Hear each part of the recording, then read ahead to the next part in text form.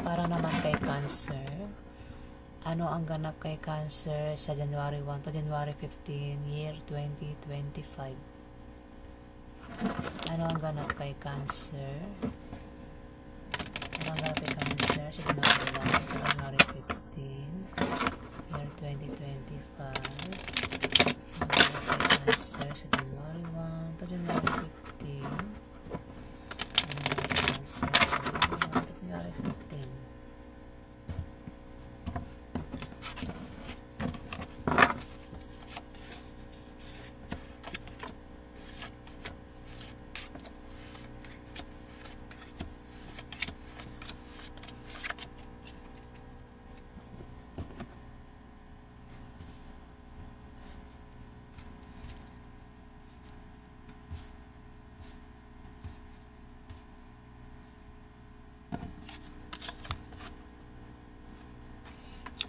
Five of Clubs, Gemini,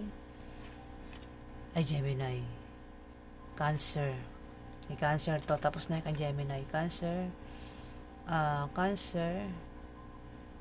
magkakaroon ka ng mga bagong kaibigan sa trabaho mo o sa iyong negosyo, Cancer, na tutulong sa iyo at magtatanggol sa iyo kapag ikaw ay nailagay sa alanganing sitwasyon, Cancer.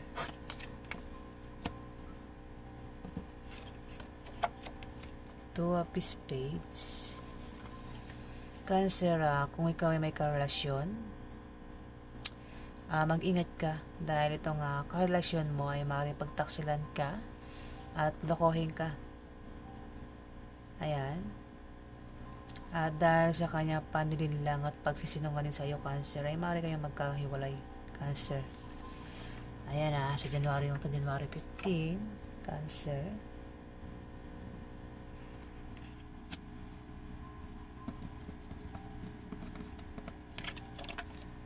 Nine of Diamond.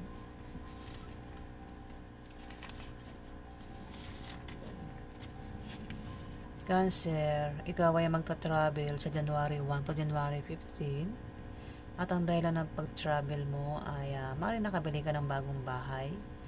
Pwede rin dahil sa bagong business deal, Cancer.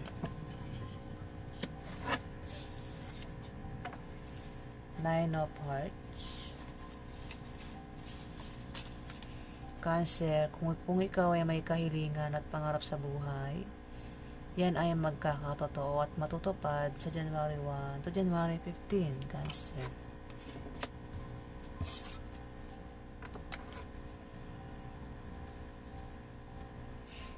Ace of Diamond. Cancer, may pagbabagong mangyayari sa iyo sa January 1 to January 15. Maaaring makaisip ka ng pagkakakitaan na lalago. Ayan, Cancer, kung ikaw ay balak magnegosyo, ikaw ay magtatagumpay sa January 1 to January 15. Ganon din sa iyong trabaho, Cancer. Kailangan mo lang magsipag para tuloy ang pagpasok ng swerte, Cancer. King of Diamond. Cancer, ito ay isang lalaki na may impluwensyang tao. Maganda ang posisyon sa trabaho, Cancer. Ito magpapadama sa iyo ng kapangyarihan at tagumpay na makaka-impluwensya sa iyo, Cancer, para ikaw ay mapabuti o mapasama, Cancer. Maaaring karelasyon mo ito, Cancer. Pwedeng asawa mo o sino pa ito. Pwedeng tatay mo, pwedeng uncle mo, kung sino pa ito na maaaring pwedeng Ace of Diamond, maaaring siya ay karelasyon mo at magbabalak kayo ng magtayo ng karelasyon mo ng negosyo, Cancer.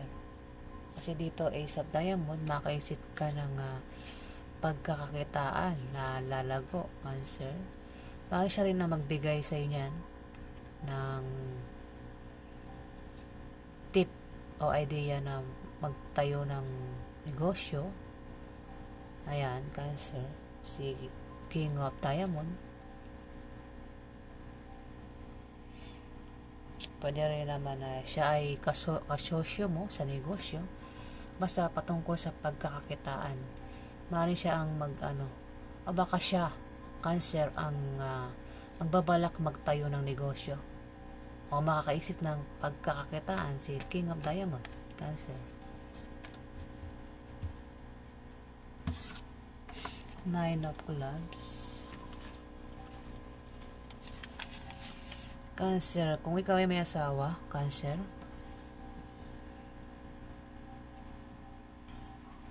ay Nine of Clubs, hindi Kung ikaw ay single, Cancer, at kung ikaw ay nabigo sa huling pag-ibig, Cancer, sa January 1 to January 15, maaari ka makapag-asawa ng mayaman, Cancer. Pwede rin naman na mayaman ka o yung asawa mo mayaman, Cancer, kung may asawa ka.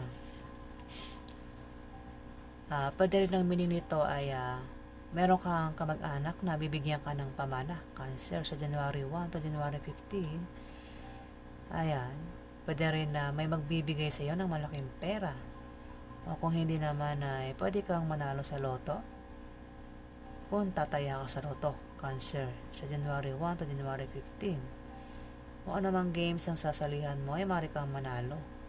Pero kung ikaw ay may negosyo ka na, Cancer, yan ay lalago at aangat sa January 1 to January 15, Cancer.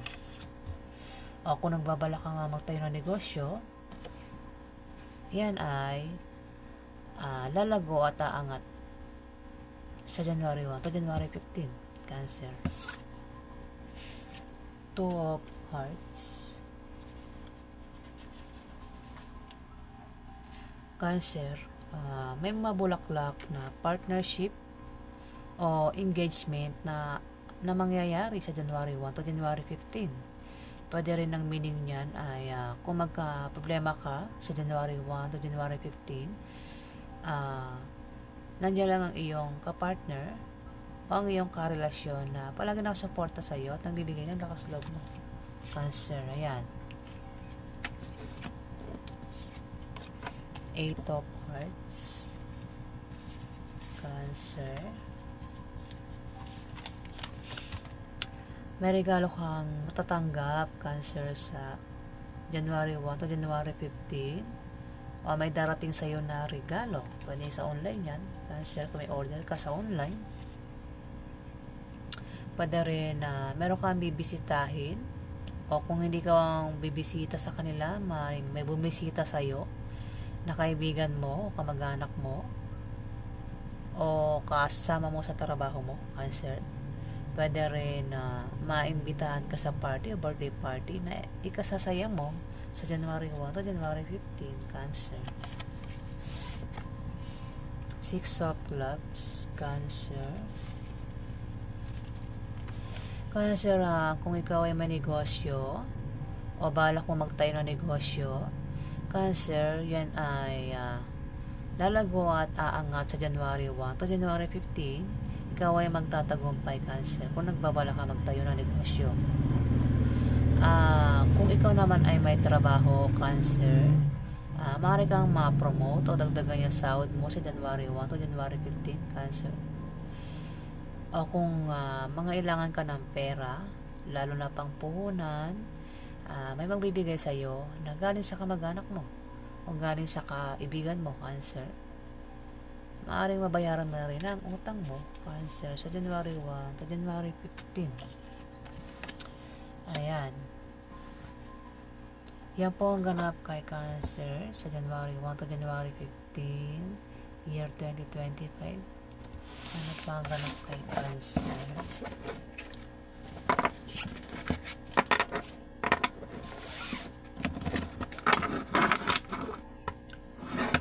Ano pa ang ganap kay Cancer sa January 1 to January 15?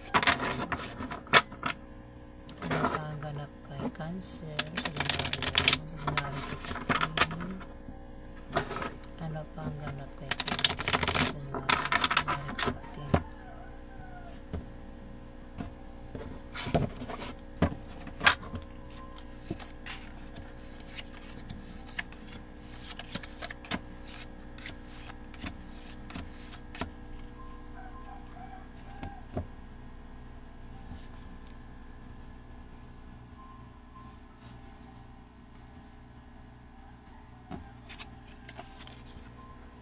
Two of Diamond. Cancer.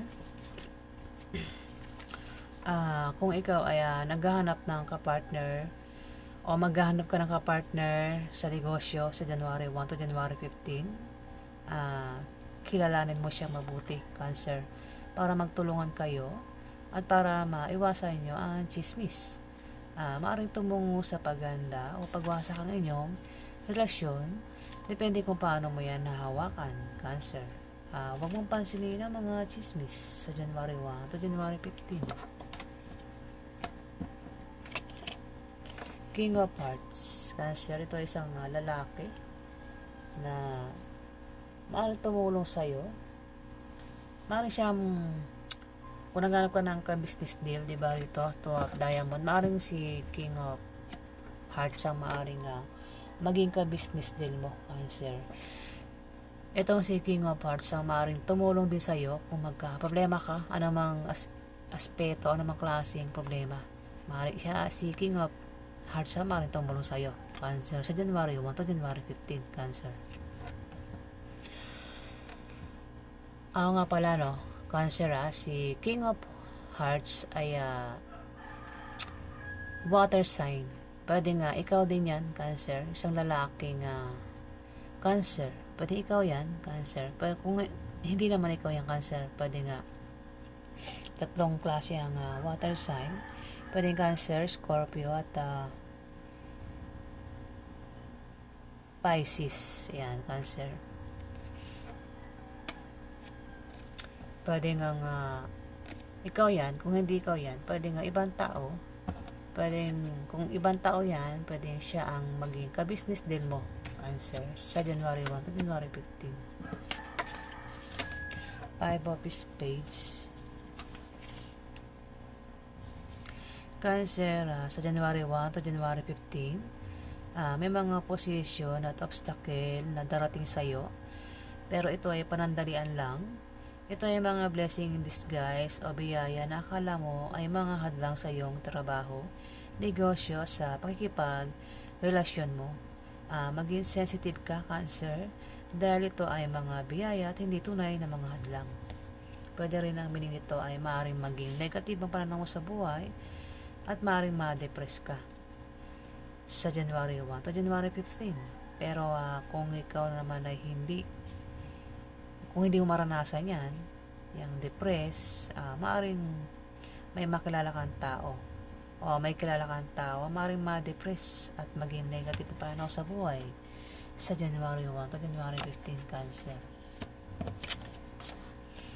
Six of Diamond, Cancer.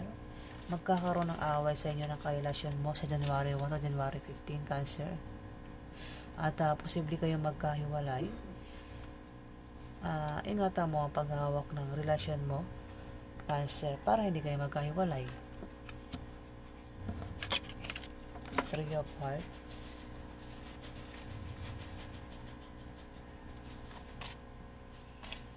Cancer, maaaring kung dalawang iyong karelasyon sa January 1 to January 15, may hirapan kang pumili kung sino sa dalawang karelasyon mo ang pipiliin mo. Kung sino sa kayong dalawang mamahalin mo, Cancer. Mukhang ang makakaaway mo ay karelasyon mo, Cancer. Six of Spades. Cancer, magkakaroon ng malit na pagbabago na mararanasan mo sa January 1 to January 15. Ito ay mga improvements na magmumula sa trabaho mo at sa pakikipag-relasyon mo, Cancer. Pwedeng ito ay good or bad, depende kung paano mo yan titignan, Cancer. Ace of Clubs, Cancer, may darating sa iyo na pera na hindi mo inaasahan sa January 1 to January 15, Cancer. Pero ang pera na yan ay madali rin mauubos o mawawala, Cancer, sa January 1 to January 15. Eight of Diamond, Cancer. Kung ikaw ay may trabaho hanggang January 1 to January 15, at magbala ka mag-apply sa ibang kumpanya, pag-isipan mo muna mabuti at siguraduhin mo muna yung applyan mong trabaho sa ibang kumpanya bago mo alisan ang trabaho mo sa kasalukuyan, Cancer. At sa iyong pagbabiyahe ay may sisibol na bagong pag-ibig na makikilala mo, Cancer. Three of Spades, Cancer. Kung ikaw ay may asawa, Cancer, may third party sa relasyon nyo, Cancer. Cancer, may third party.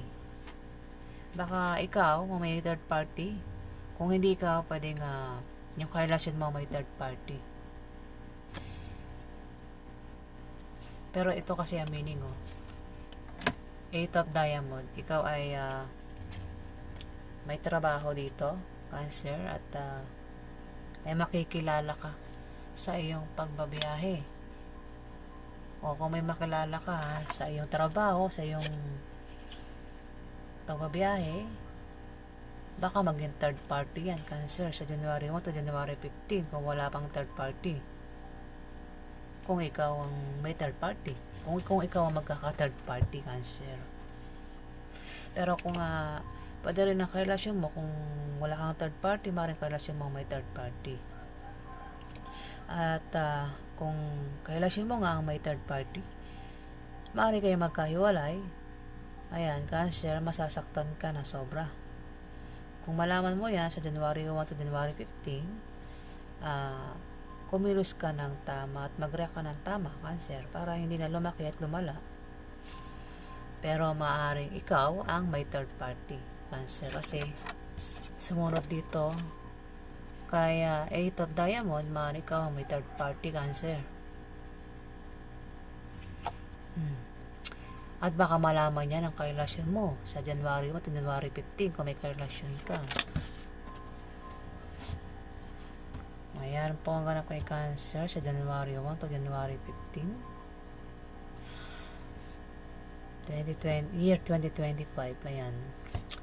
Maraming salamat po sa mga nag-like, nag-comment at nag-subscribe. Sa hindi ka po nakapag-subscribe, pakihit na lang po ang subscribe button. Maraming salamat po. Madala talaga ang aking baraha gumagalaw.